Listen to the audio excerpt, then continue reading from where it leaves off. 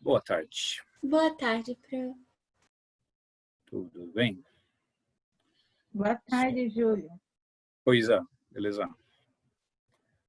Muito bom. Não, Oi, boa tarde, não tá Isa. beleza.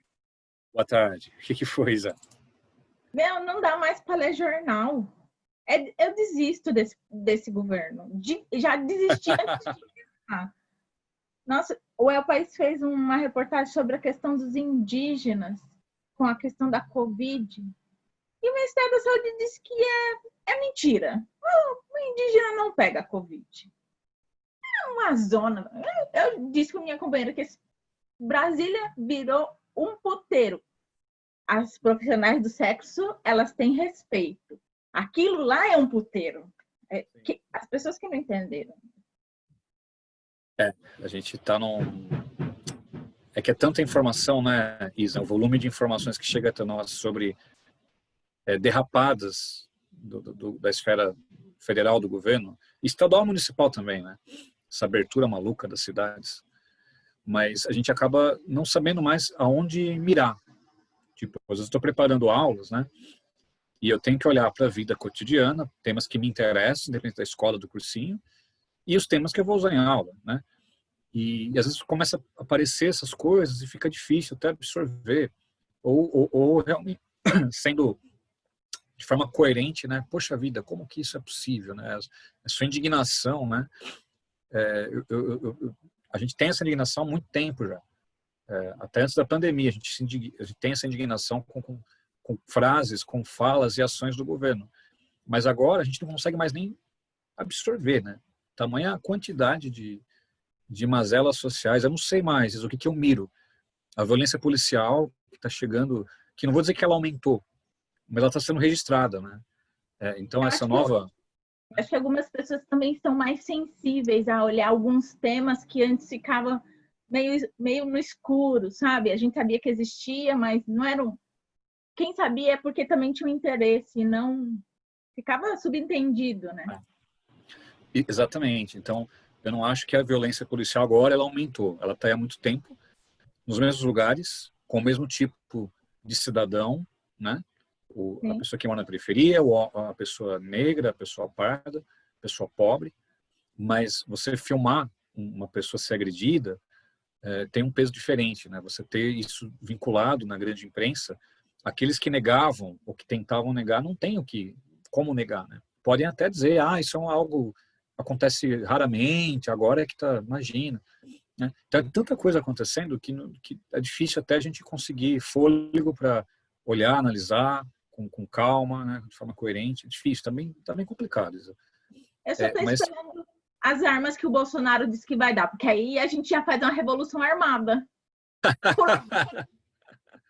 Eu tenho um amigo que é cubano, ele já entra lá em contato, já que é comunismo mesmo, a gente põe o comunismo e vira pronto, resolve.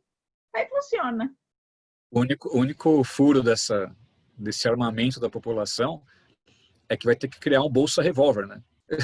Para a gente conseguir comprar. Porque, é uma nova modalidade do governo, bolsa revólver. Porque, se eu não me engano, Isa e todos, se eu não me engano, não é difícil, viu, tirar porte de armas. O pessoal fala que é difícil, não é. Não é, fácil. não. Tem que ter uns R$2.000 mais ou menos para fazer o teste lá. Psicólogo. Isso. O teste psicológico, essas coisas. R$2.000 mais ou menos você faz os testes e tira seu certificado para comprar uma arma. Aí tem o custo da arma também, que uma arma legalizada não é também um absurdo de caro. Então, não é difícil. Não é caro. Não é caro. Então eles querem facilitar ainda mais. Então assim, opa, que legal. Então cria um bolsa revólver.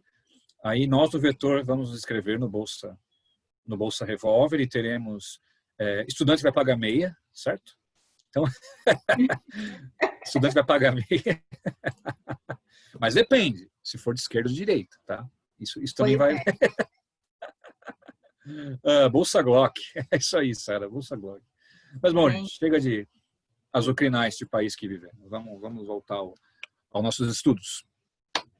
Tema de hoje, industrialização brasileira, é um tema tradicional e cai todos os anos. É aquele tema que cai bastante. É um tema especial importante. E eu fiquei muito inquieto para explicar isso para vocês. Porque tem parte do conteúdo que dialoga com a história e que cai em provas de história. E como nossas aulas virtuais, elas têm outro ritmo, e eu julguei melhor e ser menos intenso nos temas que estão ligados com a história, porque não vou deixar de explicar, pelo contrário, eu vou explicar, mas ser menos intenso nesses temas que a história aprofunda com vocês, e ir na direção de temas que a geografia analisa com mais propriedade. Porque hoje, provas como a do Enem, elas são interdisciplinares, então mistura, né, envolve história, geografia, sociologia, você nem sabe qual que é a disciplina certa. A Unesp também tem feito isso, fez ano passado com bastante propriedade, muito bem feita a prova da Unesp do passado. Toda a interdisciplinaridade, né, que vocês viram na prova da Unesp, eu achei genial. Então está em alta esse tipo de modelo de prova, né? E indústria cabe isso, cabe um pouco da história, cabe um pouco da geografia. Mas eu quero uma coisa aqui de vocês. Eu vou fazendo ponto por ponto. Vou até passar o slide para vocês entenderem o que eu vou fazer aqui. Eu vou explicar e abro para dúvidas. Se tiver tudo bem, a gente continua. Ah, Júlio, tem uma coisa aqui que eu não vi em história ainda, ouvi, mas estou com dúvida. Aí eu tiro a dúvida. Se não, eu vou em direção dos dias atuais, porque são dois movimentos da aula, a parte histórica e a parte atual. E em geografia é mais cobrada a parte atual, né? Ainda que a história seja importante para entender essa parte atual, senão você vai ficar com lacunas. Tudo bem?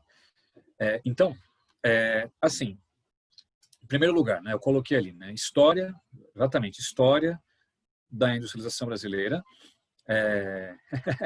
Doutor Estranho, Alfredo, é isso aí, cara. Eu já mudei de cenário. Eu não sei se é Hong Kong, não sei se é Nova York, não sei se é no Nepal, enfim, eu não sei onde é, cara. Mas é assim, é por ali. É por ali que eu estou. Mas, enfim, história da indústria brasileira, comentários, faremos os comentários. Primeiro, gente, primeiro item está aqui. Vou juntar os dois primeiros, na verdade, mais fácil. Falar em indústria no Brasil é século XX.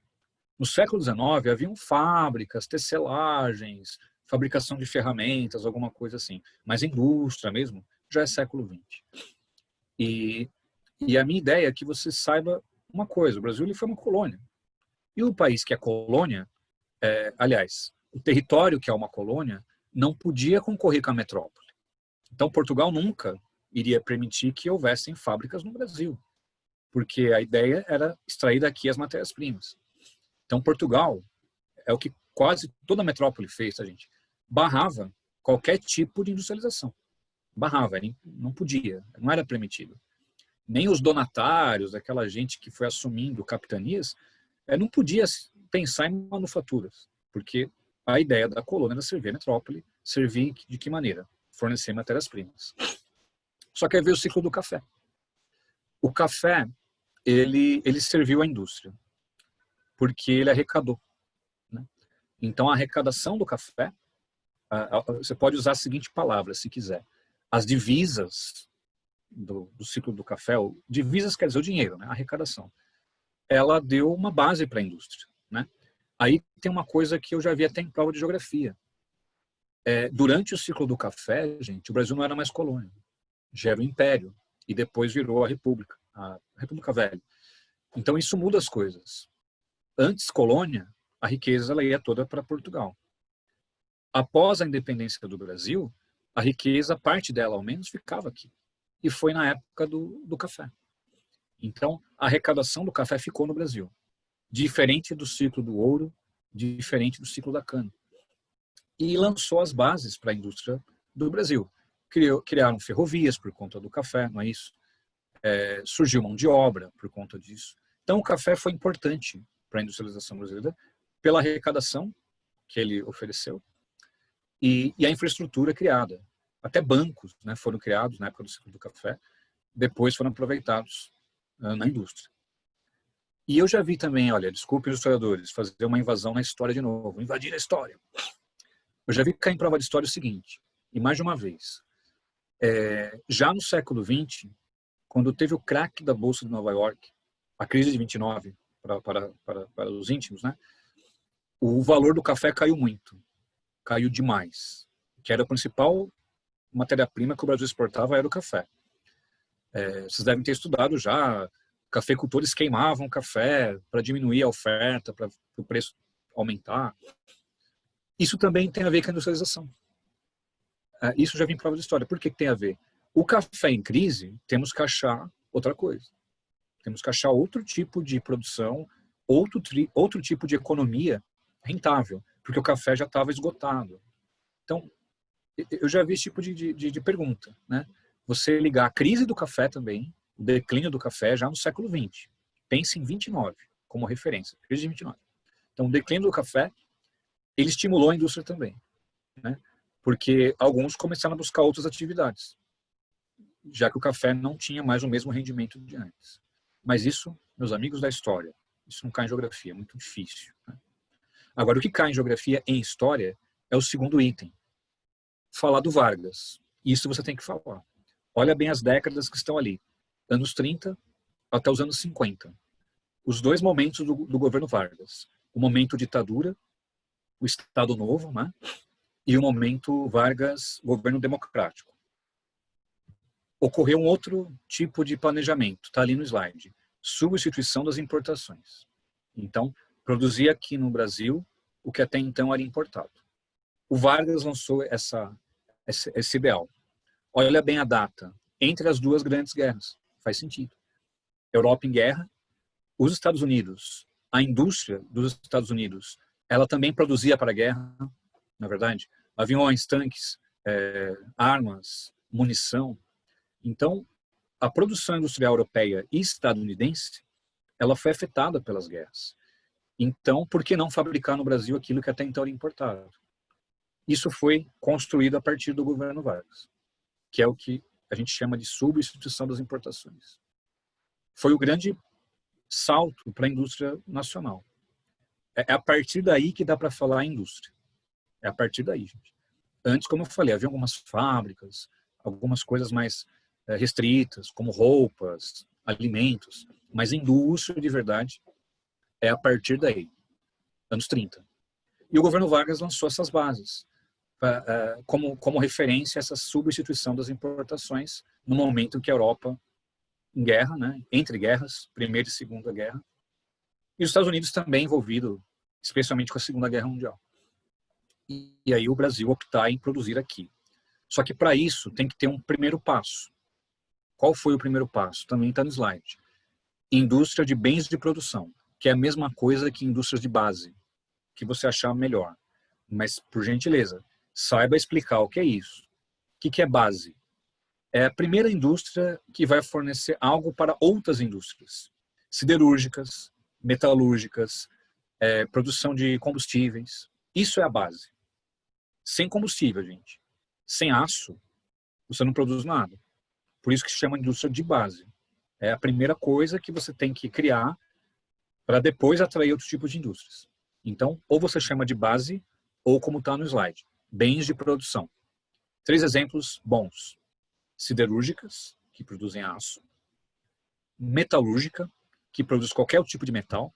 Cobre, chumbo, alumínio, enfim. Então, siderurgia é aço. Metalurgia é qualquer outro metal. E outro exemplo de base, petroquímica. Fabricação de combustíveis. Óleos também para maquinário, enfim. A indústria de base também pode ser a petroquímica. Não à toa, olha as duas empresas fundadas pela Era Vargas. Em 47 a CSN, siderúrgica, em Volta Redonda, Rio de Janeiro. E em 53 a Petrobras, todos conhecem. Então, 2 bons exemplos dessa primeira etapa guiada pelo governo Vargas. Então, o Estado cria indústrias. Quem quiser explicar assim também é legal, gente. Vamos avançar? Eu quero algo mais difícil agora. Vocês são capazes, eu tenho certeza. O que o mundo vivia nessa época do Vargas? O keynesianismo, o estado de bem-estar social. Então, era comum nos anos 40 e 50, isso, gente, em todo o mundo, não é só Brasil, não. Era comum os governos intervirem na economia. Isso era muito comum nessa época. Então, são ideias keynesianas. Eu não sei se em história vocês já aprenderam, ou sociologia, enfim, ou até em geografia em outro momento da sua vida, ou até nas aulas de geografia geral.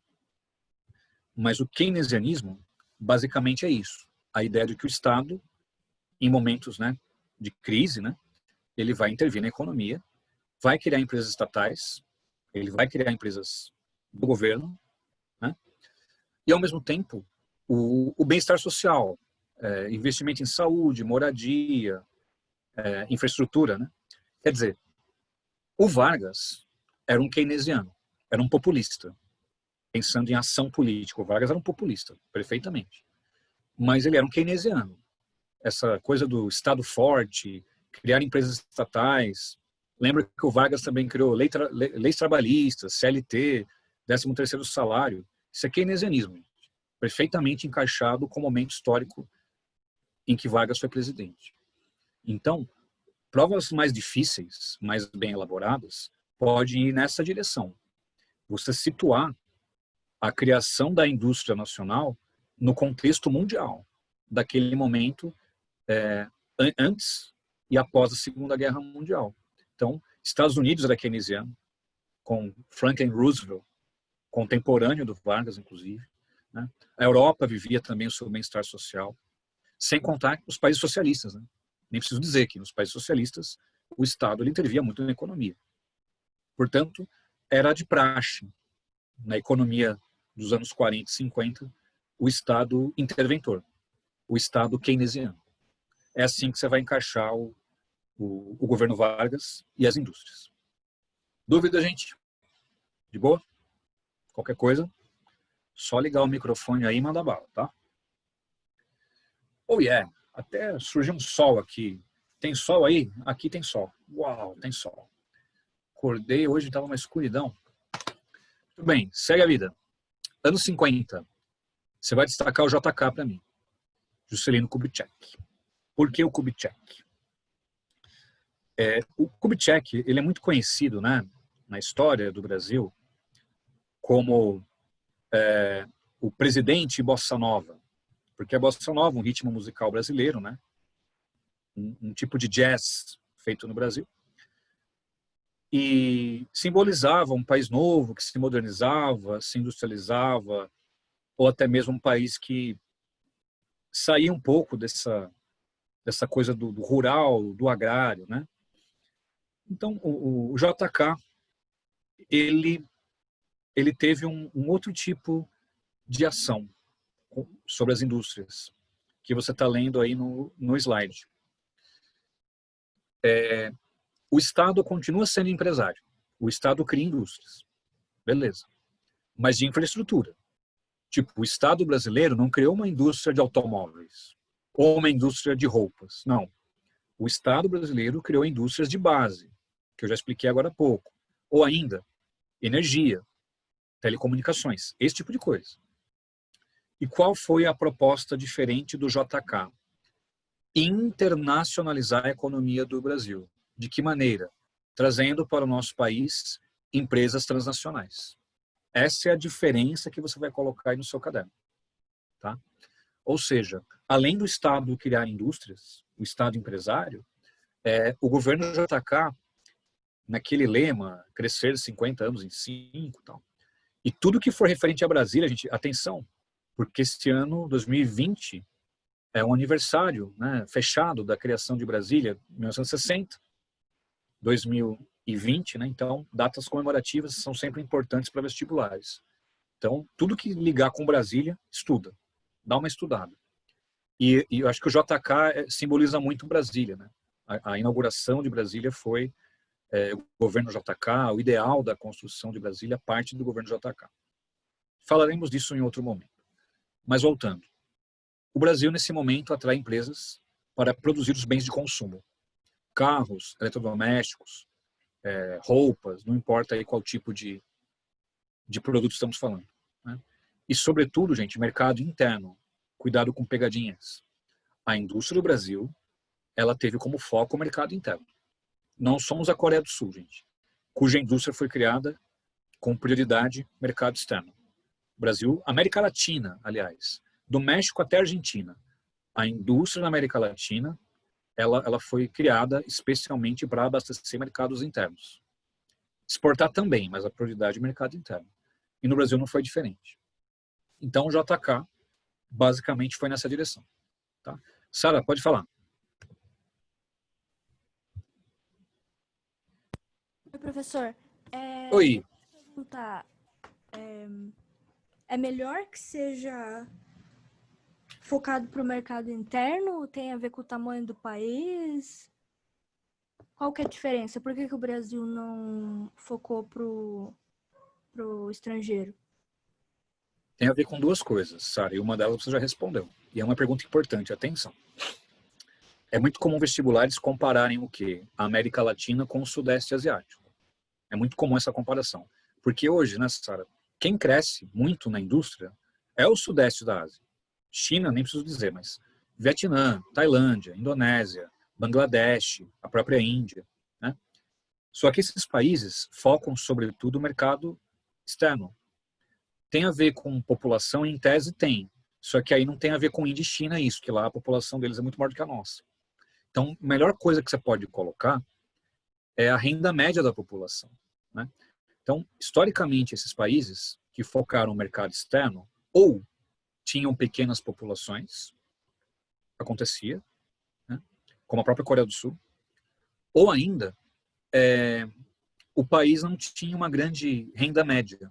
Você vai fabricar um produto industrializado, para vendê-lo, a população tem que ter uma renda razoável. Se eu não tenho, eu exporto. Já a América Latina, não que fosse desenvolvida, nunca foi, né? Mas havia uma massa de mão de obra disponível para trabalhar e, ao mesmo tempo, para servir como mercado consumidor. Então, na Ásia, isso foi um pouco diferente. Tanto que, um exemplo, a Coreia do Sul, que é um país exemplar na sua indústria. Samsung, LG, Kia, Hyundai, que mais? Daewoo, tem várias marcas importantes que são da Coreia do Sul. O cinema, não esqueçam disso, cultura sul-coreana, né? Gente, não me surpreende a Coreia do Sul fazer sucesso com K-pop ou com cinema. Dá muito retorno financeiro, o K-pop rende bilhões à Coreia do Sul, gera muito emprego. Eu não gosto. Tudo bem, música é algo pessoal. Não vou aqui avaliar se a música é boa ou ruim, mas vende, faz sucesso e gera empregos grandes, muito grande no país, né? Então, a Coreia do Sul, ela se projetou, ela se estruturou para isso. É um planejamento, né? E aí, Sara e todos, não quer dizer que a população da Coreia do Sul, ela não consuma. Só que eles produzem tanto, mais tanto, que só o mercado interno não consegue absorver tudo isso que eles produzem. Isso é uma diferença também, né? A Coreia do Sul tem o quê? Deixa eu pensar aqui. 50 milhões de habitantes. É mais ou menos, gente, a população pouco mais do estado de São Paulo. Então, assim, não é que não tem mercado interno na Coreia do Sul, tem, mas ele acaba não tendo a dimensão para absorver tudo aquilo que o país produz. Eles exportam. Isso explica a Coreia do Sul. Se eu pensar, por exemplo, em Vietnã, a explicação é um pouquinho diferente. Lembra um pouco, mas é diferente. O Vietnã é um país mais pobre do que a Coreia do Sul. Então a renda lá é muito baixa no Vietnã. E a mão de obra, por outro lado, é muito barata. Então você deve ter na sua casa alguma roupa made in Vietnã, boné, tênis, blusas, enfim. É uma indústria ainda um pouco mais pautada em mão de obra barata. É vender para exportar. Não vão ser os vietnamitas que vão consumir tudo isso de roupas, calçados e bonés. Então é estratégia isso. Diga, Larissa. Oi, professor. Boa tarde, tudo bem? Oi, boa tarde. Oi. Ô, professor, quando você falou, respondendo para a Sara, sobre a massa de mão de obra, a massa do pessoal consumidor, eu posso tentar fazer relação com a questão do desenvolvimento do Brasil? Por exemplo, das classes sociais, em questão essa massa de mão de obra é a massa inferior, né? Tipo, classe baixa, classe média, assim, seria esse tipo de pessoa, né? E o consumidor seria as classes mais altas. Ou não tem nada a ver? Não pelo seguinte, Lari. Vamos também não só especializar, mas pensar em contexto histórico. Nos anos 50 e 60, o que você produzia e vendia? Automóveis, que virou algo inovador, né? Fabricar automóveis. Itens da sua casa, os itens básicos. Rádio, Na época era o rádio, nem a TV ainda. Rádio, geladeira, fogão. A economia era mais simples, entendeu? Então, você tinha desde o eletrônico, eletrodoméstico e automóvel em direção de pessoas mais abastadas ou até na direção daqueles que não eram tão abastados. Então, a produção, ela visava abranger a maior parte possível da população. Agora, claro, sempre o Brasil, ao longo desse processo, teve aqueles excluídos, marginalizados. Até hoje tem, imagina nos anos 50 e 60. Então, em princípio, não precisa pensar que a produção, pensar que a mão de obra barata eram classes mais baixas, ok, mas tem uma diferença, Lari. O Estado brasileiro, ele ainda fornecia uma série de benefícios sociais, ainda havia um bem-estar social mais forte naquela época, né? Não vou dizer que a vida era boa ou melhor para todos, não estou dizendo isso. Mas, com certeza, o Estado ele ainda era mais capaz de investir no social do que hoje em dia, muito mais capaz. Não só o Brasil, no mundo havia mais capacidade. Então, a vida era mais simples, era nivelada mais para baixo, né? Hoje, se você pensar, a gente viu em população isso, lá ainda no vetor, né? Há várias classes, né, de renda. Classe A, classe B, classe C, classe D, classe E. Não havia essa divisão como conhecemos hoje há 60 anos atrás. Agora, pensar que era mão de obra barata, era uma classe média baixa, ok, isso você pode pensar. Agora, a produção não era só para classes mais elevadas. A produção visava abranger diferentes classes. Tá? Entendi, valeu. Obrigada. Valeu, de nada. E para fechar esse item, coloca os militares agora. Isso que eu vou guardar um pouco para a história explicar. Por quê? O período militar, ele foi de 64 até 85. Os militares continuaram o que você acabou de escrever. Estado empresário, certo? E atração de empresas internacionais. O processo, ele foi intensificado, você vai dizer. Tá? E centralizado. Porque os militares, uma ditadura, claro, centralizou bastante o processo. E eu vou explicar ainda para vocês, mais no final do ano, regiões brasileiras. A Zona Franca de Manaus, isso eu vou explicar no final do ano, fiquem tranquilos, não vou falar disso hoje. Que é um projeto dos militares. Criar um lugar no Amazonas para produzir eletrônicos. Mas não compete a mim explicar isso hoje. Eu explico em região norte, fiquem tranquilos. Mas os militares tiveram um pequeno período conhecido como Milagre Econômico Brasileiro. Foi de 68 a 73. Onde o Brasil crescia 11%, 13%, 12%, crescia muito. Então foi de 68, era o Costa e Silva o presidente, o militar presidente, 68, até 73, que era o Médici, já o presidente. Milagre econômico. Hoje, em redes sociais, virou uma loucura, né? A gente vê muita gente defendendo os governos militares. Não vou muito nessa direção para não criar polêmicas aqui. Mas um argumento usado bastante por quem defende o regime militar é a economia. Porque durante a ditadura o Brasil cresceu bastante. Não é bem assim. Cresceu por um período curto, que é esse que você colocou aí, de 68 a 73. Foi um crescimento muito intenso, mas com dois problemas. Primeiro, ele concentrou renda demais. O Brasil cresceu, mas ficou desigual, mais desigual. Então, eu prefiro um país crescendo menos, mas de forma mais equilibrada. Não adianta você crescer 5 anos, muito, mas concentrando nas mãos de um grupo pequeno esse crescimento.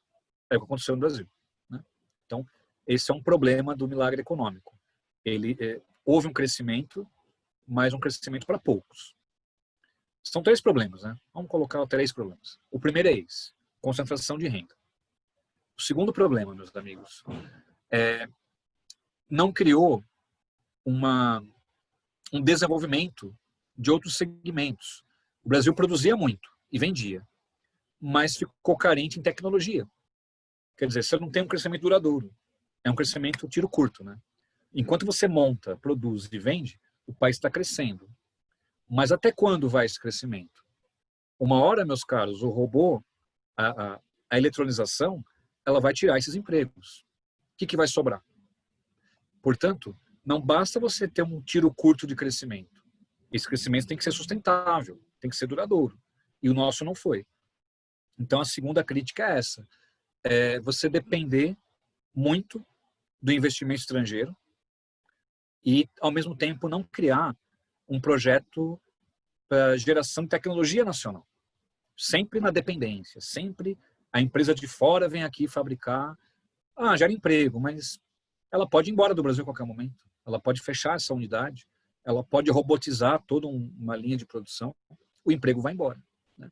Então, essa é uma segunda crítica a ser feita, né? Não pensar em desenvolvimento, só pensar em crescimento, né?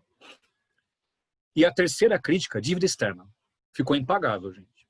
O Brasil se endividou demais durante esse milagre econômico. Então, para criar energia, rodovias, etc., tal, o governo gastou muito e a dívida ela se tornou uma dívida externa muito grande mesmo. Vestibulares vão olhar desse jeito, né? O milagre econômico, um momento que o Brasil cresceu muito em 5 anos, mas ao mesmo tempo não desenvolveu o país. Sara. Enfim. E para fechar esse slide, nos anos 80, gente, a conta chegou. Um país altamente endividado, era o Brasil nos anos 80. A indústria brasileira entrou num período terrível, porque, gente, olha só, o Estado empresário entrou em crise, não havia mais dinheiro. Então, as estatais estavam em crise, boa parte delas, porque não havia como investir na modernização das empresas. Então, por isso que eu falei, a conta chegou. Você gasta. A dívida vai aumentando. Ela fica impagável. Você vai ter que começar a economizar em algum momento, cortar gastos. Então, a indústria brasileira, que dependia muito do Estado, ela acabou encolhendo, ela começou a ter muitos problemas. Ela não se modernizava, ficou atrasada. Adivinha qual foi a solução? Neoliberalismo. Anos 90. Neoliberalismo. O Estado não é capaz? Privatiza. É isso. Começou com o Collor, gente. Está aqui, ó. Governo Collor. O Collor ficou só 2 anos na presidência do Brasil. De 90 a 92. Porque ele sofreu impeachment no meio do mandato dele, né? Mas o Collor começou uma abertura econômica. O que você vai chamar de abertura econômica? Trazer produtos importados ao Brasil. Qual a razão do Collor ter pensado isso? O governo Collor, aliás. Estimular a concorrência. A indústria está atrasada, então vamos ampliar a concorrência. Se o consumidor do Brasil ele puder comprar o importado, o produto nacional vai ter que melhorar para concorrer com o importado. Foi essa a ideia do Collor. É uma ideia neoliberal, gente. Abrir a economia do país faz até sentido. Eu não discordo da ideia, só que ela teve um problema. Foi muito rápido, não teve preparo. Muitos faliram, porque não conseguiam concorrer. Então, o que você vai falar do Collor, em poucas palavras? O governo Collor abriu a economia do Brasil. O que quer dizer isso? Abrir para produtos importados. De automóveis a eletrodomésticos. Para o consumidor foi bom? Talvez. Mas o objetivo do governo Collor, que era estimular a concorrência, não foi bem sucedido, uma vez que não teve uma preparação para isso. Foi de um dia para o outro, pessoas. Não foi um projeto, olha, este ano vamos começar uma abertura, ano que vem vai continuar, e não. Foi de uma hora para outra. Sem aviso, sem preparação, sem estímulo aos pequenos empresários, que quebraram, muitos desses quebraram, né? Então, a ideia talvez não seja tão ruim, mas a execução dela foi péssima, foi horrorosa, para ser sincero, né? Então, foi feita a abertura, mas ela teve uma imprecisão. David, pode falar. Professor, em relação ao protecionismo, ele era tipo proibido nas épocas antes de 90, antes do neoliberalismo? Ao contrário. O governo, o Estado era muito protetor, na verdade. Tanto que o Collor, quando faz a abertura econômica, é para tentar diminuir o protecionismo. Imagina, porque na época do Vargas, a gente voltou lá no Vargas, o Estado era a economia. Era bem isso, o Estado era a economia. No governo JK, o Estado era influente, mas começou a permitir empresas estrangeiras vir para cá. Os militares continuaram esse processo. Agora, uma vez a fábrica no Brasil, se protegia muito a produção nacional. Pode até ser bom, mas o mundo é globalizado, você tem que saber lidar com a globalização. Então, a proposta do governo Collor, em tese, foi tentar diminuir o protecionismo, né? Estimulando a concorrência com a produção de importados, com o comércio, né, de produtos importados. Mas, como eu falei, foi muito rápido, né? Não teve um preparo. Um exemplo, David, para você colocar aí, e todos, né? A indústria têxtil, região de Americana, interior de São Paulo, faliu quase todo mundo. Tecidos, que o Brasil é um país altamente competitivo no setor têxtil, mas quando começam a chegar os tecidos importados, essas empresas não tiveram tempo para se preparar para a concorrência. E acabaram, a maior parte delas, falindo mesmo. Imagina todo um segmento industrial baseado, né, na indústria têxtil, começa a falir, quebrando. Então, não era esse o objetivo da abertura econômica, mas acabou acontecendo isso também. Tá? Oi, fala, David, pode falar. Desculpe, só mais uma coisa. Sim. É que na aula do Ricardinho, ele tinha falado que o protecionismo é meio que proibido na atualidade, pode estar sujeito a sanções, sabe? Entendi. Comerciais. Mas é outra coisa. Imagina que o mundo hoje ele é regido pela OMC, Organização Mundial do Comércio, né, que o Brasil faz parte, inclusive. A OMC ela tem mecanismos para tentar impedir o protecionismo. Então, se um país julgar que está sofrendo uma concorrência desleal, ele pode acionar esse país da OMC, a OMC vai analisar o pedido e pode até punir o país. Um exemplo do Brasil é o algodão. O Brasil ele exporta algodão. Os Estados Unidos também. Só que nos Estados Unidos há subsídios. O governo ajuda os produtores, né, economicamente. O Brasil entrou com um pedido no OMC, olha, é injusto. Porque nós, no Brasil, não conseguimos fazer isso. O governo não é capaz de pôr subsídios na agricultura do algodão, no cultivo do algodão. Demorou 10 anos, mas o Brasil venceu na OMC os Estados Unidos, que tiveram que pagar multas para o Brasil em razão disso. Então a OMC ela tenta combater o protecionismo. É um dos objetivos da OMC, né? Quando um país começa a colocar taxas, barreiras alfandegárias, não alfandegárias. Mas aí, David, a OMC foi criada em 94, né? Ela foi criada mais recentemente. Havia um outro órgão chamado GATT, que depois virou a OMC, mas a OMC é muito recente. Então, haviam regras, mas não como hoje em dia. E vou te dizer, viu, David, mesmo com a OMC, o governo Trump é altamente protecionista, porque é um país muito poderoso e fica peitando a OMC. Para você ter uma ideia, né, acho que vocês já analisaram isso, mas enfim, se um país hoje entrar com um pedido no OMC para investigar protecionismo, não tem juiz para analisar o caso. Porque são 7 juízes no total. 7 juízes do OMC. Tem que ter pelo menos 3 para a coisa funcionar. Só tem um. Com um juiz só não dá para jogar nada. Está tudo parado a OMC. E adivinha por que só tem um juiz? Os americanos estão boicotando a eleição de novos juízes. Então acabou o cargo, né, o tempo de alguns juízes. Ele tem que sair, mas ele sai. Acaba o mandato dele. Tem que votar em um novo. Os americanos não vão votar. Se não vota, não tem juiz. Se não tem juiz, não tem análise. Então o Trump conseguiu o que ele queria. Ele travou a OMC. Esse é um tema bom para as provas deste ano, viu? Porque a gente fala muito em Covid, tudo bem, o Covid é um tema importante em vários aspectos. Para geografia, para biologia, para história. Então. Mas a vida não é só Covid-19, o vestibular não é só isso. Então, dê uma olhadinha na questão da OMC, é legal, um tema muito bom mesmo. Certo, beleza, David? valeu, professor. De nada. Valeu. Oh, yeah. Tá dando eco aqui, não sei por quê.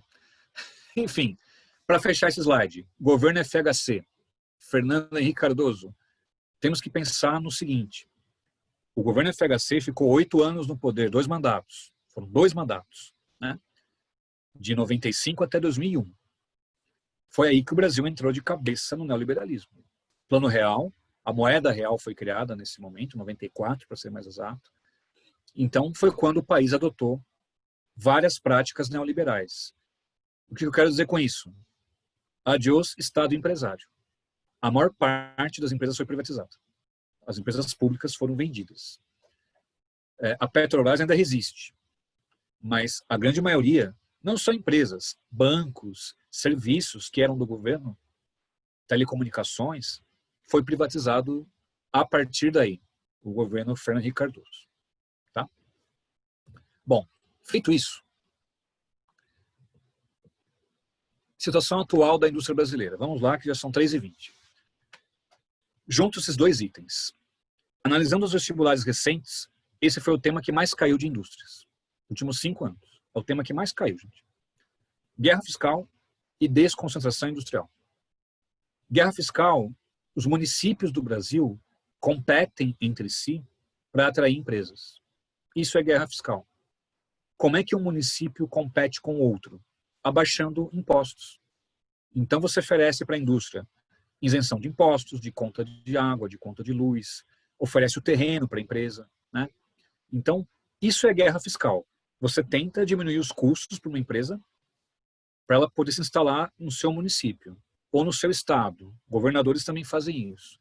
Por que é uma guerra? Porque, gente, não é organizado, é cada um por si mesmo. A empresa olha, o que é melhor, me instalar em São Paulo ou na Bahia? Eu vou olhar quem me dá mais benefícios. Isso é guerra fiscal, né?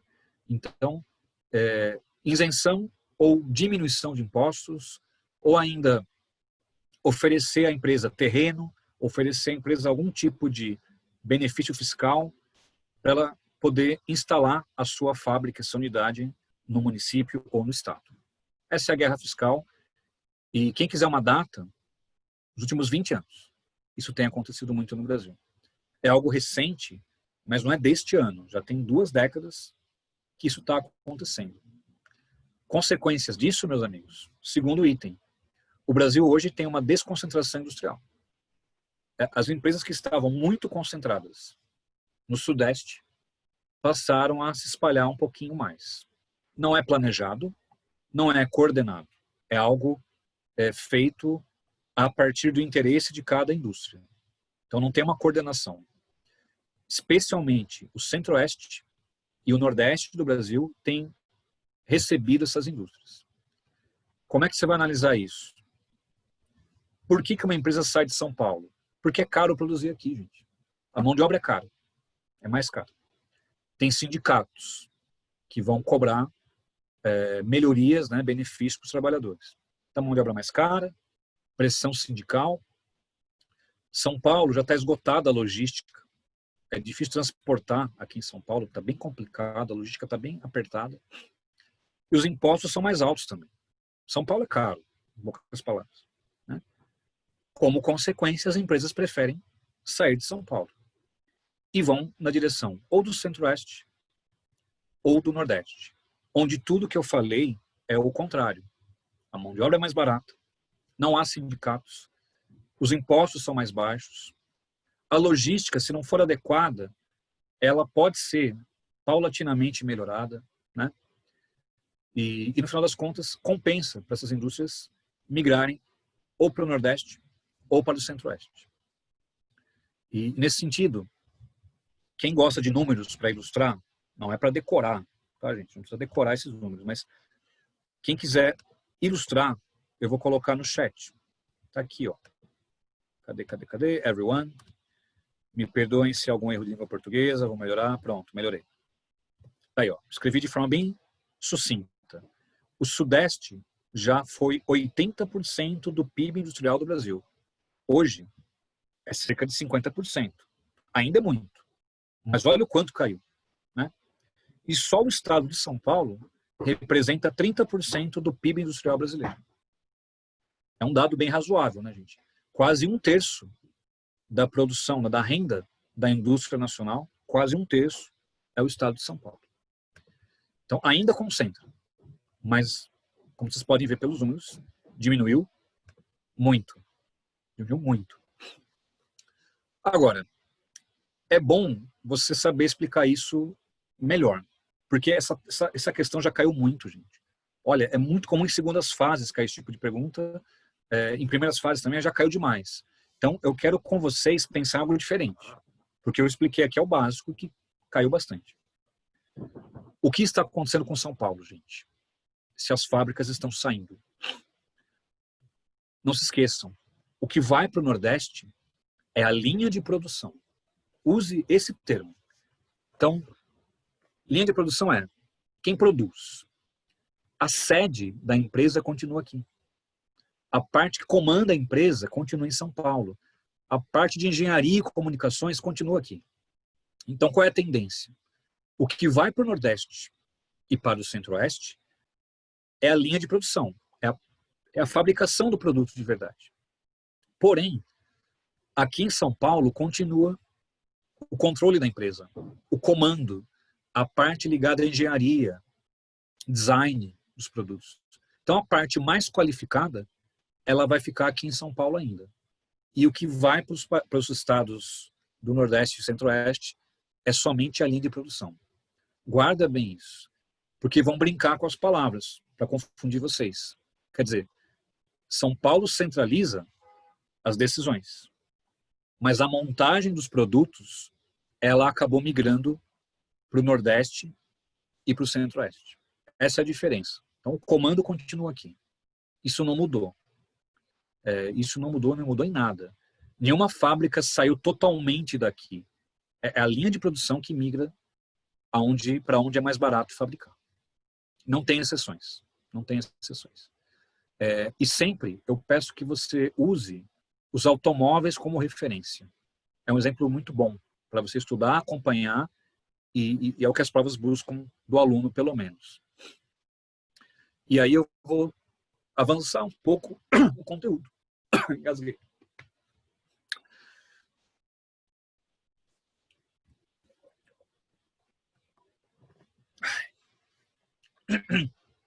A questão da Ford é importante para vocês.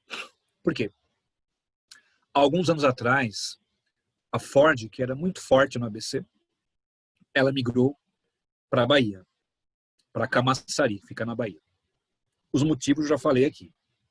Mão de obra barata, impostos mais baratos. Então a Ford, a fabricação da EcoSport e do Ford Ka foi lá para a Bahia. Beleza. O que ficou aqui no ABC? As ideias, o design, a engenharia, ainda está aqui em São Paulo, região do ABC. Isso é desconcentração industrial.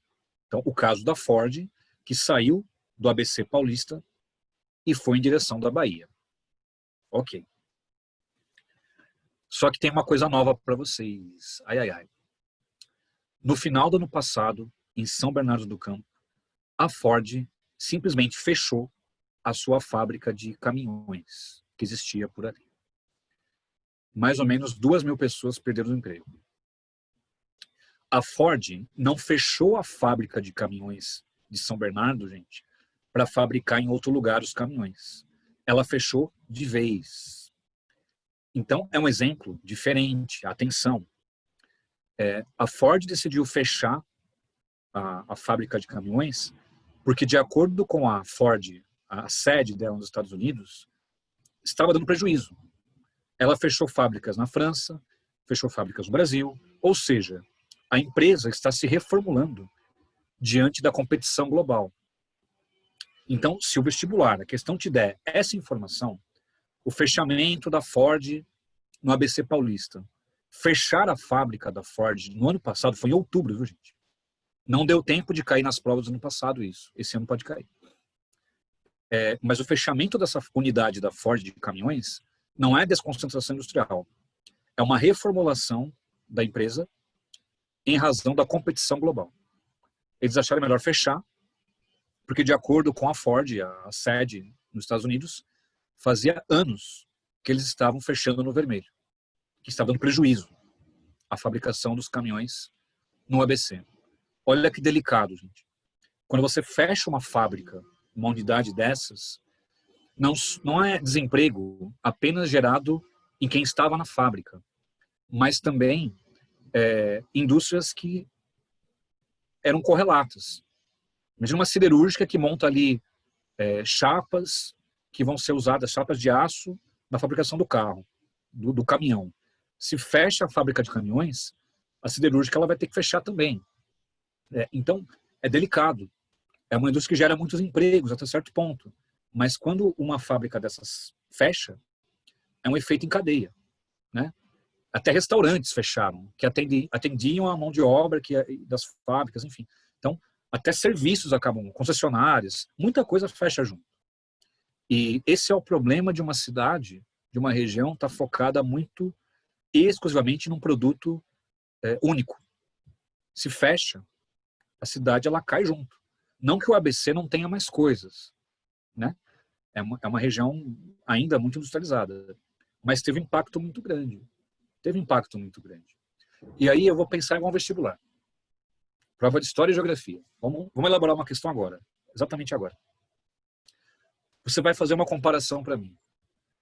Essa fábrica da Ford, né, que foi fechada no final do ano passado, ela foi criada durante os anos 50, governo Juscelino Kubitschek. Olha bem a informação que eu estou dando para vocês. Essa fábrica da Ford, que foi fechada recentemente, foi criada durante o governo Kubitschek. E foi fechada agora, em 2019. Uma boa pergunta seria contextualizar o momento de criação dessa fábrica e o momento que a gente vive atualmente. Olha que pergunta legal. Comparar os dois momentos históricos. Uma boa pergunta. O que você vai dizer? Olha, a montadora foi criada no ABC, governo JK, desenvolvimentismo, atração de empresas internacionais, rodoviarismo. Isso é contextualizar a criação da Ford no ABC. Foi em 56, né? Exatamente no início do governo JK. Faz todo sentido do contexto histórico. Então, um governo que queria atrair empresas, gerar empregos, e o setor automobilístico foi um dos carros-chefe. Aí, contextualizar os dias de hoje. Mundo globalizado, maior concorrência, mão de obra barata em vários lugares do mundo. Hoje, os automóveis, os veículos, como caminhões, né? A produção ela é muito mais robotizada. Quer dizer, gera bem menos empregos do que gerava nos anos 50, por exemplo. Então, isso é pensar como vestibular, elaboração de uma questão sobre o fechamento dessa fábrica da Ford. Pensar além, né? Até pensar numa prova de história. Tanto numa segunda fase, né? Pensei como numa segunda fase, claro. Mas em múltipla escolha.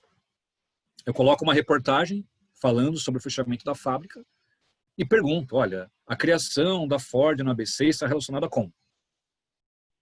Aí você tem que falar. O Estado empresário, o governo JK quer atrair empresas, blá, blá, blá, blá, blá. Ou, a mesma reportagem, o fechamento dessa fábrica está relacionado com, 2 pontos. A competitividade da globalização, novas indústrias, novas plantas criadas no Sudeste Asiático, em diferentes países do mundo, né? Então, é assim que o vestibular vai olhar esse tema. Eu acho que fica mais dinâmico para você estudar. Porque você pode, a partir daí, estudar vários temas juntos. Tudo bem? Levantar as mãos, eu estou vendo o David. Oi, David, pode falar. Professor, em relação à desconcentração industrial aqui no Sudeste, ela foi, tipo, generalizada de tipo de indústria ou foi só de bens de consumo? As indústrias de base, sabe? Ah, entendi. Bens de consumo. Porque a base é difícil ela se deslocar. Porque envolve menos necessidade de mudanças de mão de obra e uma estrutura mais específica, né? Por exemplo, vamos pegar aqui a Cosipa, que foi privatizada, né? Companhia Siderúrgica Paulista, né? Você pega ali entre Cubatão e Santos, a Cosipa. Ela produz aço, recebe minério de ferro de Minas Gerais, expliquei isso para vocês até na aula de minérios, via Porto de Santos. Como é que você vai tirar essa indústria daí? Vai levar ela para onde? Ela precisa muito dessa logística, proximidade do Porto de Santos. Então, para ela, por mais que seja mais tributada em São Paulo do que em outro lugar, ainda é interessante ela permanecer ali. Então, o que a gente vê, deslocamento de indústrias, é muito mais a de bens de consumo. porque é mais maleável para você montar, para você transportar, né? E aquilo, né? Exemplo, a Jeep fabrica seus carros no sertão de Pernambuco. Veja bem, a Fiat comprou a Chrysler. A marca Jeep pertence à Chrysler, então é da Fiat. A Jeep é da Fiat.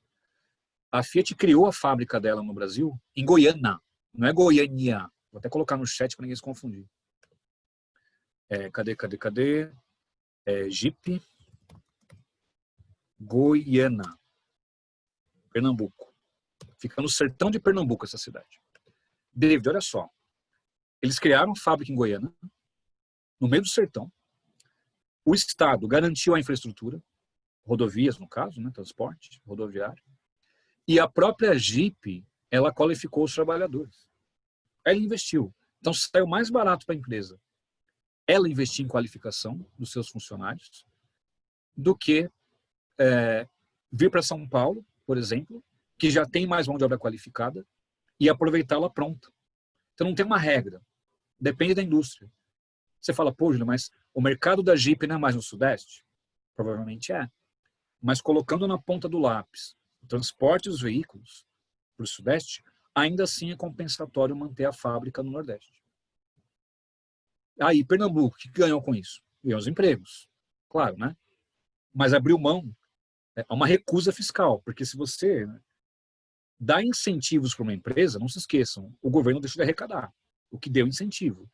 O pensamento qual é? Se eu gero empregos, a população empregada ela consome, e o consumo vai arrecadar impostos para o Estado. É uma estratégia. Tem que ser equilibrada, porque você recusar impostos para trazer empresas, nem sempre pode ser um bom negócio. E se o emprego um dia vai embora? E se mecaniza, robotiza a maior parte da produção? Mas com a Jeep, acabou funcionando. Agora, David, tem empresas, por exemplo, que vão querer ficar perto da mão de obra qualificada. Quer ver um exemplo bom para vocês? Tem uma cidade chamada Gavião Peixoto. Pouca gente conhece, aqui em São Paulo. Fica perto de São Carlos, interior, né? Aí você já ouviu falar, Federal de São Carlos, USP São Carlos. São Carlos é um centro, um polo tecnológico, porque tem duas universidades exemplares, a Federal e a USP, e cria conhecimento, gera conhecimento e tecnologia. A Embraer, ela colocou a fábrica de helicópteros dela em Gavião Peixoto. É uma cidade pequenininha, aí essa cidade tem impostos mais baixos, claro, mas o mais importante, a Embraer colocou os helicópteros, a fábrica de helicópteros, junto a uma área que produz conhecimento tecnológico. A engenharia que ela necessita, ela vai encontrar ali. Então, veja, você vai colocar no seu caderno que a localização das indústrias não vai seguir apenas uma lógica. Depende do tipo de indústria. Minérios, de repente, fica perto da matéria-prima. É melhor, faz mais sentido, né? Helicópteros, eu quero mão de obra qualificada e eu quero conhecimento científico. Então, eu vou ficar perto de universidades, né? Campinas também, por conta da Unicamp, tem vários setores tecnológicos. Agora, a Jeep, ela foi numa contramão, talvez. Ela foi para o sertão do Nordeste fabricar seus automóveis, porque o custo final ficou melhor. Ela mesma investiu em qualificação profissional e tem a mão de obra que ela precisa, até porque os carros hoje em dia são tão robotizados na sua fabricação, ela tem lá o suficiente e vende para outros lugares e o custo ainda assim compensa. Então é bom você ter exemplos na manga. Eu citei aqui a Jeep em Goiânia, citei a Ford, citei agora a Embraer, né, em Gavião Peixoto. Então, acho que é por aí. As provas aqui de São Paulo gostam muito disso. Perguntar sobre São Paulo. Então, por isso que eu fui no exemplo da Embraer em Gavião Peixoto, fabricação de helicópteros, porque é um tema que o Enem talvez não questione. Mas as provas daqui, sim. Elas querem saber como é a geografia de São Paulo. Tudo bem, David? Tudo, valeu, professor. Oh, yeah. Muito bem, 20 minutos. Uhul, vamos lá. Tamo indo. Ok. E último item aí de desconstrução industrial, último ponto, o interior de São Paulo também ganha indústrias. Então, algumas indústrias saíram da grande São Paulo e foram para o interior. Então, Sorocaba, região de Campinas, que eu citei agora há pouco, Piracicaba, ganharam muitas indústrias também. tá? Então, desconcentrar da Grande São Paulo e desconcentrar do estado de São Paulo. São coisas diferentes. Tá? Oh, yeah. Que mais? Aqui. Opa. Isso aqui é um tema legal. Oligopolização. Acho que vocês já estudaram isso em algum momento também.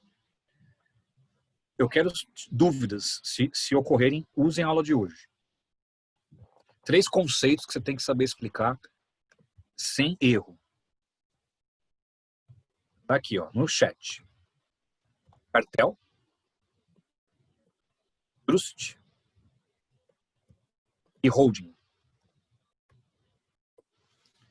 Esses 3 conceitos estão ligados a esse tema aí. Vamos lá. Monopólio, quando um apenas detém o poder sobre alguma coisa. Na boa, meus amigos. É difícil em economia você pensar em apenas um. Pode ter um mais poderoso do que os outros. Agora, apenas um é bem difícil. Você vai comprar um produto, só uma marca fabrica aquele produto. É difícil. Pode acontecer, mas é muito difícil. Oligopólio é quando são poucos. Poucos detêm o poder. O mundo, não só o Brasil, gente, o mundo, ele caminha muito para essa oligopolização. Poucos grupos dominarem certos segmentos. Eu expliquei isso para vocês em agricultura. Quando eu falei de agrotóxicos, lembra? Sementes, adubos, fertilizantes químicos, que poucos grupos controlam isso. Um oligopólio. Né? E é assim, gente. Cartel é quando várias empresas se juntam para definir o preço de um produto. Isso é ilegal. Né? Isso é feito em bastidores. Então, as empresas concorrem entre si. Né? Pode ser 2, 3, 4, 5. Mas elas fazem acordos para que ninguém tenha prejuízo. Quer dizer, a gente define um valor médio para colocar o nosso produto. Nós decidimos qual vai ser esse preço. Aí nós, consumidores, ficamos sem opção.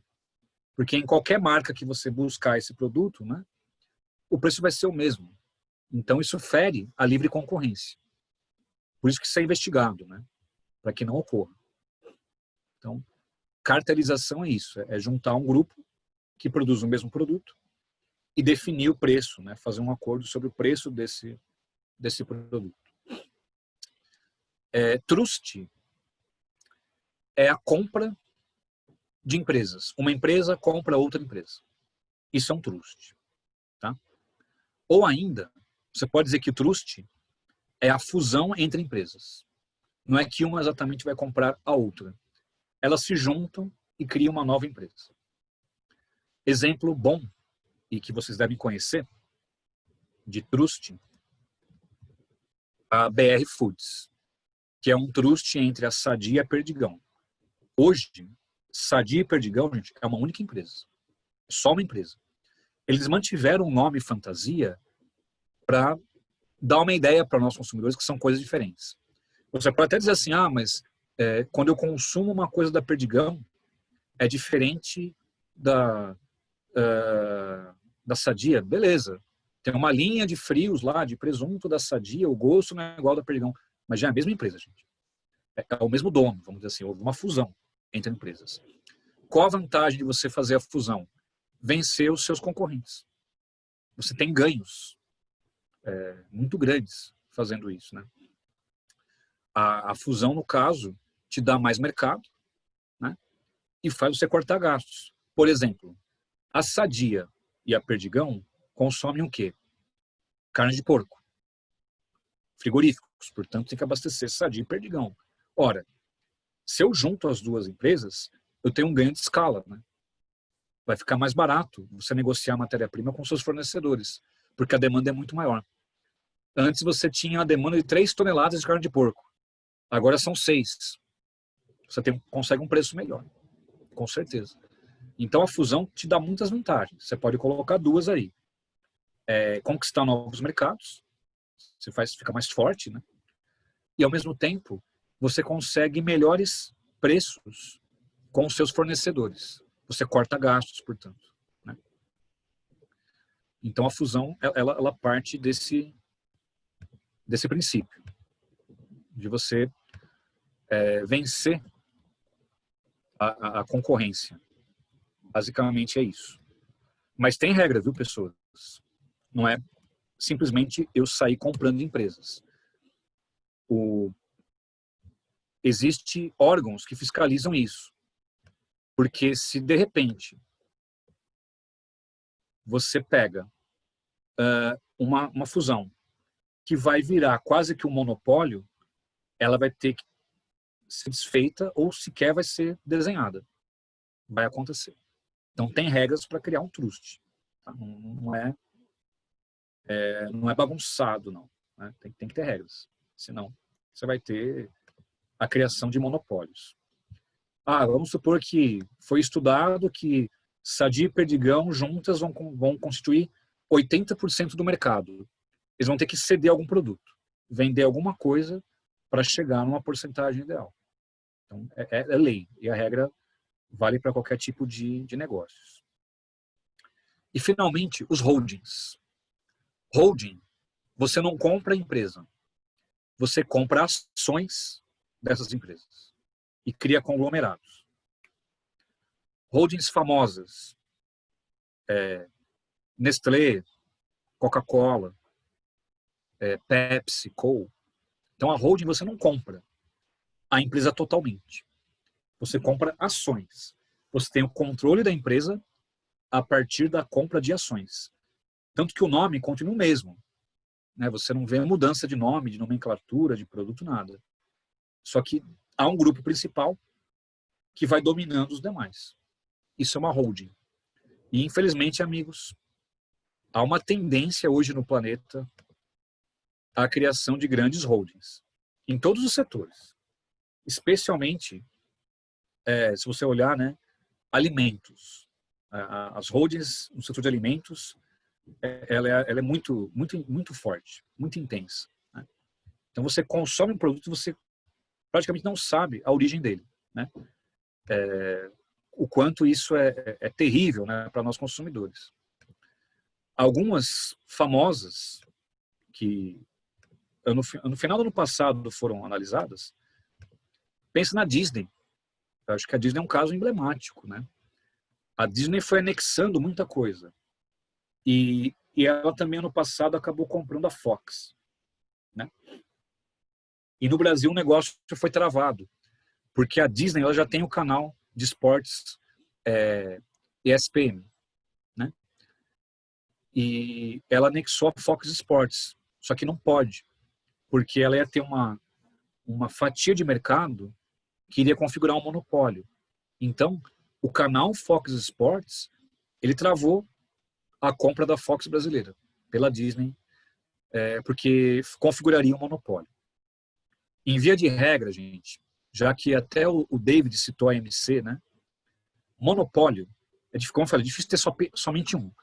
Mas se um produto, aliás, se uma empresa domina 75% do mercado, no Brasil é monopólio. Não pode. Não pode. Então, isso é analisado. Então, no caso da Fox comprada pela Disney, com o canal Fox Sports, no segmento em questão, a Disney teria um monopólio. Então, ela está sendo obrigada a achar um comprador para a Fox Sports. Só que ninguém quer comprar. A Globo não pode comprar porque já tem Sport TV. Ia ser outro monopólio. A Rede TV e a Record até pensaram, mas não tem investimentos para isso. Há um grupo alemão chamado DAZN, que transmite jogos, né, na internet, talvez tenha interesse em comprar. Mas está travando o negócio. Eles têm, acho que até o começo do ano que vem para dar um jeito na Fox Sports. Então tem regras. E o Felipe, ele perguntou para mim sobre o Face comprando Instagram e o WhatsApp. Opa! E isso, para muita gente, é monopólio. Google e Facebook são acusados em vários países de criar um monopólio. Aí você pode pensar, Júlio, eu não sou obrigado a criar uma conta no Face. Não, você não é obrigado. Você pode não criar conta em lugar algum, nenhuma rede social. Mas a abrangência dessa rede inibe competidores.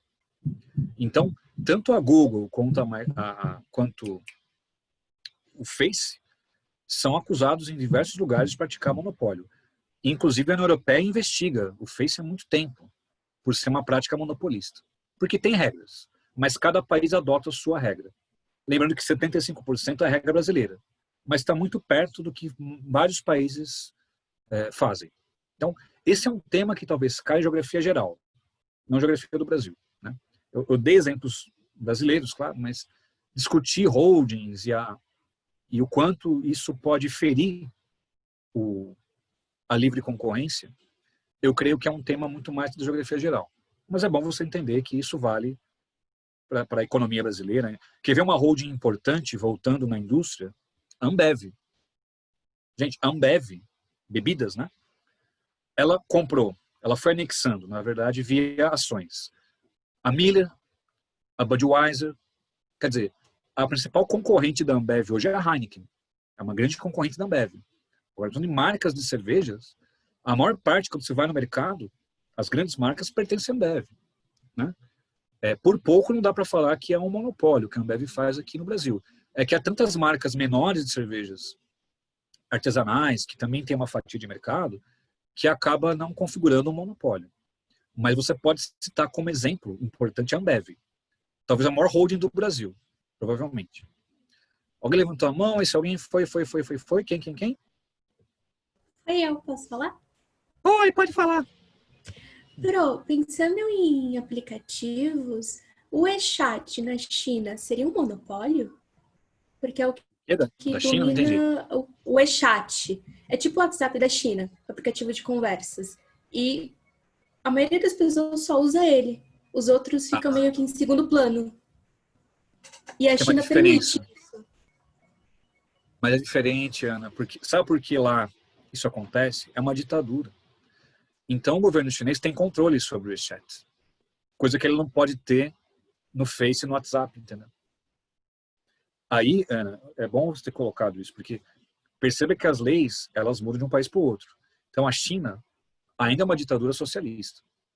Quando fala em comunicações, pense assim, Ana, a China tem 1 bilhão e 400 milhões de habitantes, arredondando, tá? É uma ditadura que se urbanizou, está se urbanizando, a classe média chinesa tem aumentado, mas tem um lugarzinho importante para vocês, chamado Hong Kong, que ainda tem protestos por democracia total. Então, controlar comunicações é essencial para um governo ditatorial, porque imagina uma revolta social num país com mais de 1 bilhão de pessoas. Ou a população tira o governo, ou vira um genocídio. Genocídio, gente. Mais de 1 bilhão protestando, se o governo for para cima dessa galera toda, é genocídio. Ou vai ter que abrir mão e ceder às reivindicações populares. Por isso, o controle das mídias. E aí é uma exceção, como você bem notou. Ainda que essa ferramenta exerça um monopólio, é o que eles querem realmente. Que o chinês migre para essa rede social, onde ele, o governo chinês, pode ter controle total daquilo que é colocado, escrito, informações compartilhadas, no caso. Coisa que o governo chinês não poderia ser capaz de fazer com outras mídias. Então, é bem curioso isso. É igual na Rússia, viu, Ana? Na Rússia tem uma chamada Contact, que é uma versão do Face da Rússia. O Contact é isso, ele sofre intervenções, porque é governo Putin. Então, que quer controlar a mídia de forma geral. Então, aí a preocupação é menor com a ideia de concorrência e muito mais com a ideia de controlar a informação. Acho que essa é a diferença. Mas se apontou, é uma exceção. É importante entender as exceções também, né? Porque eu vejo esse tema importante para quando você discutir Hong Kong. Porque Hong Kong há uma liberdade. O Google lá não é censurado, por exemplo. O www.google.hk, que é o Google de Hong Kong, ele não sofre censura. Já o Google chinês, o google.ch, esse é censurado. Então, olha que delicado. Então, há uma liberdade maior em Hong Kong. Já há uma liberdade maior. E o governo, por conta disso, agora enfrenta manifestantes que querem o voto direto para todos os cidadãos de Hong Kong e um governo mais democrático. Então, se dá para analisar esse tema a partir dessa problematização, né, do caso de Hong Kong. Certo, Ana Beatriz? Carol, só mais uma perguntinha. Fala. Pensando ainda em aplicativos, a Netflix, ela se adapta para cada país, correto? Isso tá ligado a controle, tipo, de informação? Porque tem séries que não são permitidas, por exemplo, na Índia. E não é só por questões religiosas, mas sim governamentais. Eu fico me perguntando assim, por quê? É uma sessão pensando em mercado interno, né? Eu acho que a Netflix não se autocensura, mas eles são bem estratégicos em como absorver mais mercado. Até porque o streaming hoje é a maneira que a população, boa parte dela, consome tudo. Música, filmes, séries, informações, né? A TV, alguns falam que ela vai desaparecer, não sei se chega tanto. Mas a TV sofre concorrência do streaming, não é de hoje, né? Você pode perceber que todas as TVs do Brasil estão diminuindo a audiência. Nenhuma está ganhando. Por quê? As pessoas estão migrando para a internet. Então, no caso, Netflix é uma grande plataforma, mas eles têm que se colocar em mercados diferentes. Então, o que um brasileiro quer consumir não é a mesma coisa que um hindu queira consumir, ou ainda que um indiano, aliás, queira consumir, ou o que um vietnamita ou um estadunidense. Talvez nós e Estados Unidos estamos mais próximos, né? Nossa cultura ela foi muito, né, ocidentalizada nos moldes dos Estados Unidos. Mas na Ásia talvez não seja. E aí eles têm que se adaptar nessa realidade. Então não vejo como censura, mas sim como adaptação de caráter de mercado mesmo, né? Para que haja uma programação de acordo com aquele mercado. Uma coisa que para nós brasileiros pode ser interessante, para eles pode não ser. Então, eles vão testando, né? E se eu não me engano, gente, a Netflix fecha no prejuízo já tem um certo tempo. Viu? Fecha no vermelho. O pessoal acha que fecha no vermelho faz tempo. Ainda mais agora com os novos streamings, né? A Amazon, a própria Disney, né? A Netflix vai ter que correr atrás. Daí os filmes Netflix, né? Essas novidades todas, para tentar se encaixar nesse mercado. Depender menos dos grandes estúdios. Mas enfim, isso fica para um outro debate. Bom, para terminar a aula, o quarto e acho que é o penúltimo item, que bom, não ficarei tão atrasado nisso aqui. Esse eu acho que vocês já sabem, né? Mas não custa nada relembrar. Falei já na aula de hoje. O país é muito carente em criação de tecnologia. Muito carente, depende disso. E eu citei São Carlos, vejam só. Citei Unicamp, que para olhar e citar é difícil até. Então, polos tecnológicos no Brasil são raros, né?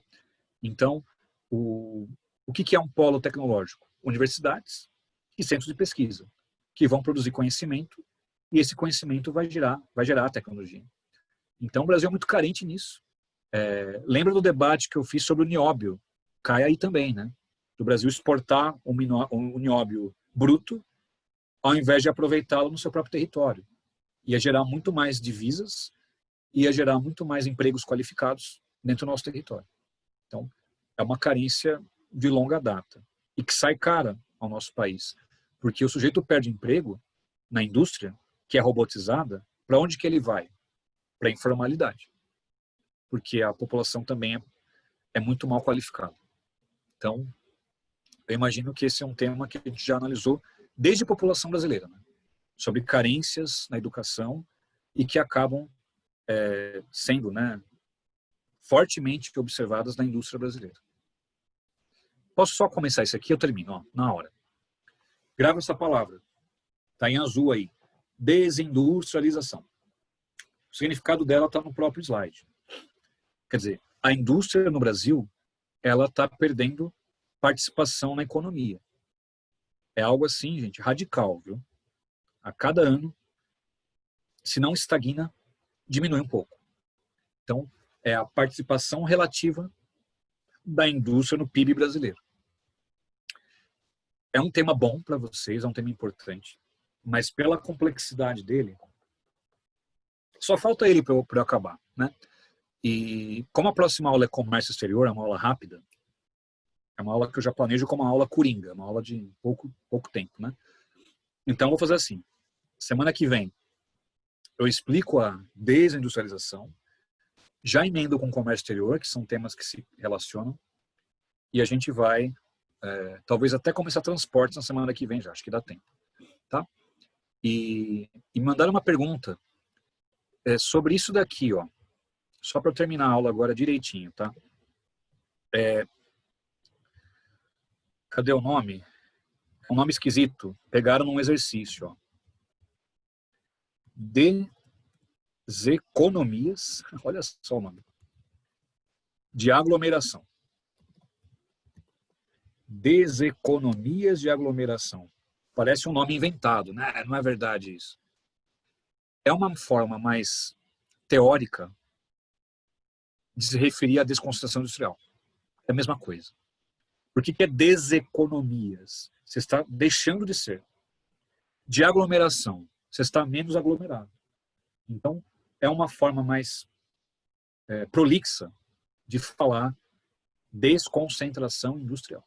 Então, deseconomias de aglomeração, se aparecer numa prova, que eu vi aqui que mandaram por causa de uma prova, é a mesma coisa que desconcentração industrial. Certo? Então, gente, 4 e 1, eu vou terminar a aula aqui. O David vai perguntar, outros... Deixa eu ver, quem levantou a mão aqui, ok. Quem quiser sair, um beijo até a semana que vem. E quem quiser continuar, fique à vontade. David, pode falar. Professor, eu não sei se é ingenuidade da minha parte, mas com o início da industrialização, como que o agronegócio se manteve, sabe? E continua forte até hoje? Porque é aquilo que eu expliquei em aula de agricultura. Eu vou falar bastante em comércio exterior semana que vem.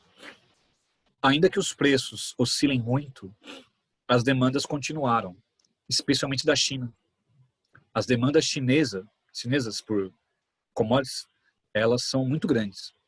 Enquanto elas existirem, o Brasil exporta matérias-primas, especialmente, no caso, na agricultura que você citou, né, soja, milho, carne bovina, frango, né, aves. Então, mas, professor, em 1930 também, tipo, no espera, início da... Não, o que você está falando? Não entendi, então, a pergunta. tá. Como que, tipo, o agronegócio se manteve, tipo, desde aquela época, no início, sabe, da industrialização e não, tipo, e se mantém forte. O manter forte até hoje eu entendo, mas, tipo, como que ela se manteve, sabe, durante esse processo de Mas tem uma diferença. industrialização no início? Entendi, tem uma diferença. Esse termo agronegócio é muito recente, que é a indústria ligada à agricultura, uma agricultura globalizada por toda parte, isso é muito recente. Nos anos 30, 40 e 50, o Brasil exportava café, basicamente açúcar. Eram os produtos que o Brasil mais exportava agrícolas. Se de um lado você teve indústrias no Brasil, do outro, não era a China no caso, mas a Europa e os Estados Unidos, mas o Japão, aumentando a sua renda, aumentava o seu consumo por matérias-primas e por alimentos também. Então, sempre a exportação de produtos agrícolas do Brasil, ela esteve relacionada ao crescimento de países-chave. Nos anos 40, 50, 60, talvez, era mais a Europa Ocidental, Estados Unidos, em menor proporção, e o Japão. Né? As matérias-primas, de forma geral. Que agrícolas para os Estados Unidos nunca fomos muito de exportar isso aos Estados Unidos, mas vamos colocar ali, Europa Ocidental, Japão e Estados Unidos, para fechar a trinca. Né? Aos poucos, aumentaram os fornecedores. Então, Colômbia também exporta açúcar, a África, boa parte exporta, ali a África tropical, enfim, a concorrência aumentou para o lado do Brasil. Né? Mas, por um lado, aumentou a demanda de um país emergente, no caso da China. Então, mesmo o Brasil se industrializando, entende sua pergunta. Lembrando, o campo se mecanizou. Não quer dizer que ele deixou de produzir. Então, olha como o movimento foi concomitante.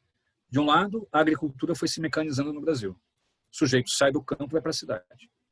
Para ter emprego onde? Na indústria.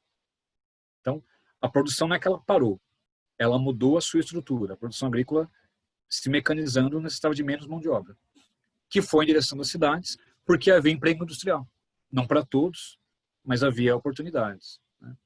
Então, evidentemente, anos 30, que você citou aí, houve uma crise enorme por conta de 29. Porque o café, que era o carro-chefe, ele desabou. Demorou um pouco, viu, David, para a agricultura brasileira voltar a ter peso de exportação. Porque foi necessário o quê?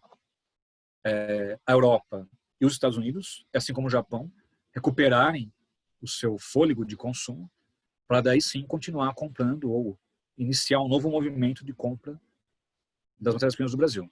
É interessante pensar o que você falou ali. Houve um hiato, vamos combinar, entre os anos 30 e os anos 50. Teve um hiato, sim, de redução de exportação de gêneros agrícolas em razão da guerra, né? E depois desse hiato, a reconstrução pós-Segunda Guerra, o segmento voltou a crescer de novo e não parou de crescer até hoje, porque as demandas mundiais aumentaram. A concorrência aumentou, verdade, mas as demandas também aumentaram. Então, houve um hiato, sim. Também estimulou, como eu falei, a nossa indústria, né?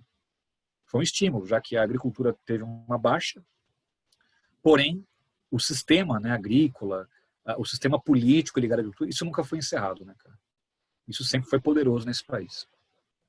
Certo, David? Sim, obrigado, professor. Imagina. Oi, Ana, pode falar. Pro, eu me perdi um pouco no que a carência e na qualificação no desenvolvimento tecnológico afeta. Você poderia repetir, por favor? Afeta que o país ele fica limitado à montagem de produtos industriais que envolvem menor qualificação. Caso tivéssemos mais desenvolvimento tecnológico, o país poderia criar suas próprias indústrias, veja bem, e ao mesmo tempo ele poderia talvez absorver melhor ramos tecnológicos, coisa que o Brasil é muito falho, né? Não é que não há tecnologia no Brasil, mas ela, infelizmente, não se compara a outros emergentes, como a Coreia do Sul, como a China, como a Índia. Estamos muito atrás mesmo. Aí você pode olhar vários setores. Por exemplo, a Índia este ano passado, né? Ela quase pousou uma sonda na face oculta da Lua. Teve um incidente, né, durante o pouso, né? Mas para um país chegar no nível de pousar um robô na Lua, imagina o nível tecnológico que um país tem que ter. Nós não estamos nem perto disso. Quer dizer, olha quanta qualificação seria necessária para chegar nesse nível. E, ao mesmo tempo, quantos empregos qualificados você gera. Quanto de arrecadação um país não tem com isso. Então, essa carência nos faz um país que monta produtos, que gera muito pouco conhecimento e, obviamente, não tem suas próprias indústrias. Acaba tendo que receber as filiais para fabricar os produtos. Tá?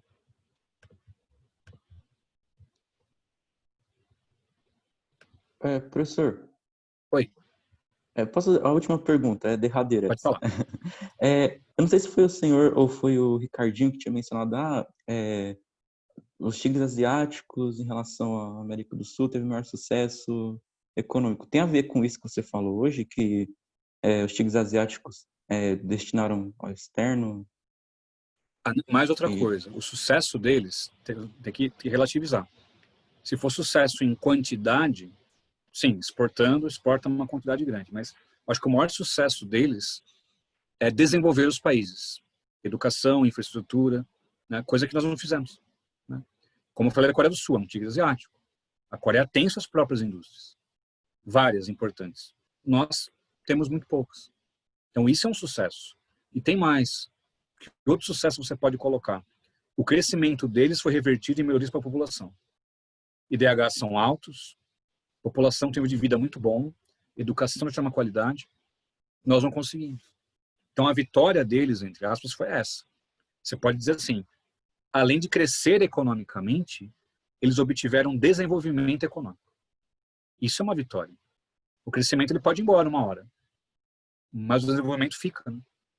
Então eles aproveitaram o crescimento para se desenvolverem. A gente não.